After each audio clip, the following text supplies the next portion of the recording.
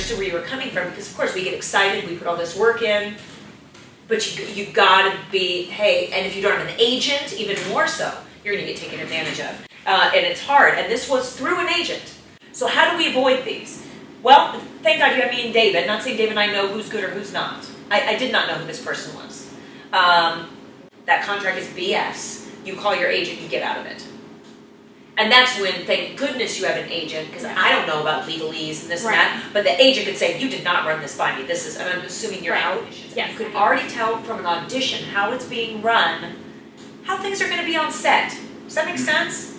So the fact that nothing was filmed, the fact that your time was not honored, that a contract was signed that day, we need to try to be savvy, you guys. If something feels wrong, right at the first, I'd question. Yeah. And for you, since you do have an agent, I would have called her. I mean, learning how to recognize red flags is important, Yeah. but they're going to come up. Sometimes you're going to see the red flags and you're going to go, well, I'm going to proceed anyway. But you have to know how to identify them so you can at least say later, well, I knew they were there. Yeah. Because right now, a lot of you are not going to know how to identify the red flags. So that is why having an agent helps.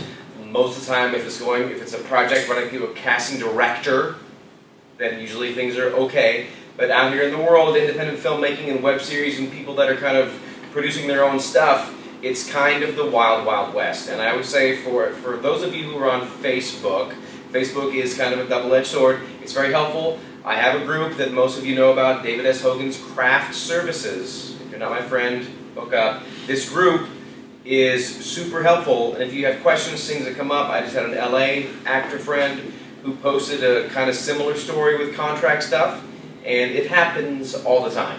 So you have to just kind of know where are the resources, how do I get help, where is the support. When things are organized, when there's like a sign-in and there's a couple people running the show and everybody is kind of treating you respectfully and you never wait more than an hour for your appointment. I mean, for me, I have my own personal rule. If I've been waiting an hour, I'm out. Period. Every single time, because my time is money.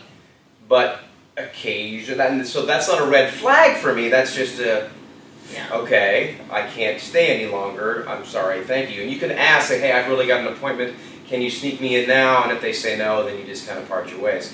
The other thing about Angela said about not having a camera in the room, in the audition room, that's a yellow flag for me. It happens, because some people just don't have their cameras ready. That's a yellow flag. Everybody in the same room.